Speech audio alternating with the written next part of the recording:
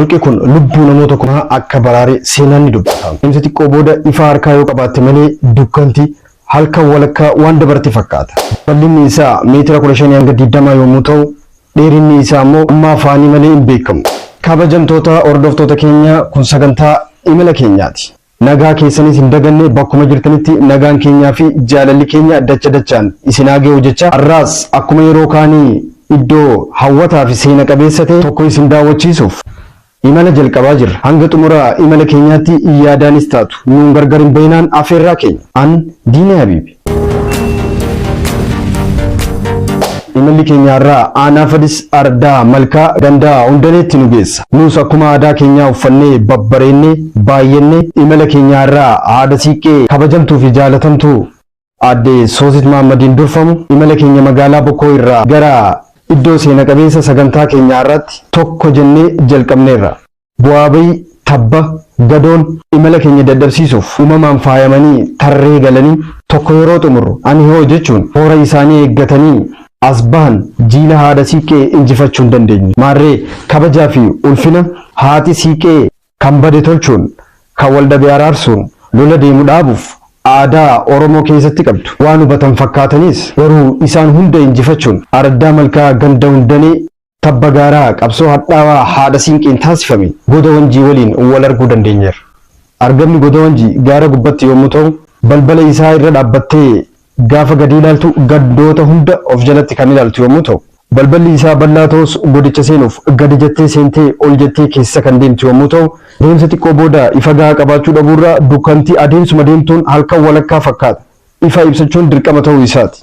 Dheerinni holqa kanaa beekamullee baatu yeroo durii hawaasni rakkoo nageenyaa naannicha tureen goda kana keessa kiiloomeetira 6 imaluudhaan gabaa magaalaa Harar dhaqatanii akka galan seenaan ni dubbata. Goda wanjii aanaa Kombolchatti argamu wajjinis akka wal qunnamu seenaan afaanii ni dubbata. Gaafa lola sargoo biyya keenyaa fi Soomaaliyaa jidduutti gaggeeffamaa turetti hawaasni rakkoo nageenyaatti qe'ee fi qabeenya isaa irraa buqqee maatiin 1,000 ol ta'u goda kana keessatti dheessuun tarkaanfii jettiiwwan waraanaa samiirraa boombiiwwan garaagaraa raabsan akka baraaraman dubbatama.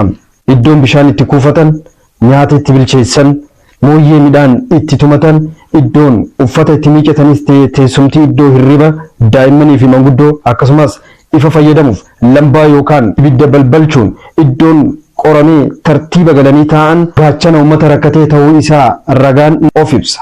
Fageenya dheeraa keessa deemuuf nama sodaachisus hanga tokko imala keenya irraatiin isin biraan ga'uuf deemuuf dirqamne.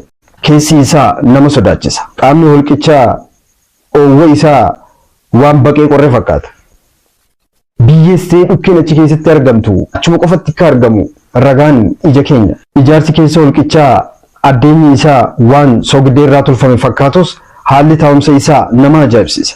Adaaduma keessa deemtuun oksijiiniin dhabame qilleensi si hanqachuun oowwi humna ol dabalee hurkaan mataan si ba'uun fageenya dheeraa deemuu akka hin dandeenye sitti agarsiisa. Gama xumura holqichaatti iddoon kun garaan ciisanii erga dabran booda hanga magaalaa Hararitti geessutti ol jettee dhaabbattee akka deemuun keessa danda'amu dubbatama. Holqi wanjii kun hariiroo waliin jireenya hawaasa naannichaa waliin erga qabaachuu eegalee waggaa 100 ol ta'eera jedhama. Ragaan guutuun holqa kanaa qorannoon mirkaneessuu barbaachisa. Hangasitti eegumsaa fi kunuunsi holqa kanaa jiraattota naannichaa fi dhaloota irraa akka jiru beekuu akka qaban ergaa sagantaa keenyaa irraati.